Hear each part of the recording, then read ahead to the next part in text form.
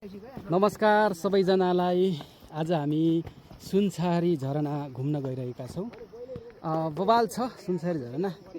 अब रिभ्यू त म पछि देखाइहाल्छु तपाईँहरूलाई कस्तो छ त्यहाँ गएर है। अहिले चाहिँ ओइ बवालै छ कोडोबारीमा। आहाहा क्या दामी रहेछ यार ठाउँ त। ल यस्तो बवाल रहेछ ठाउँ है। हाम्रो भेना चाहिँ यता आउनु भइरह। अनि हाम्रो तिलक सर यता हुनुहुन्छ है। तिलक सर अनि बहिनीहरू पनि आइराख्नु भएको। ल हाम्रो भट्टी चाहिँ अगाडि गइराख्नु भएको। कोडोबारी रहेछ पुरै दामी रहेछ ल ठाउँ चाहिँ ल है। ट्रेकिङको लागि इट्स भेरी नाइस है। हो र ओहो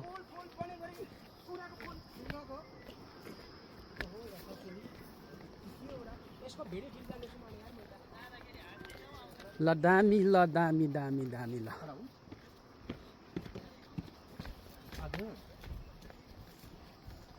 कोडोबारी बवाल छ है साथीहरू।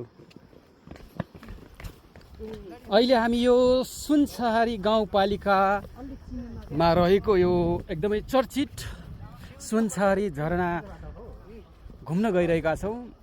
तपाईँहरूलाई म अब बाँकीका भिडियोहरूमा पनि देखाइहाल्ने छु। अहिलेलाई चाहिँ यो कोडोबारी हुँदै चाहिँ हामी तल खोलातिर झर्दैछौँ है त।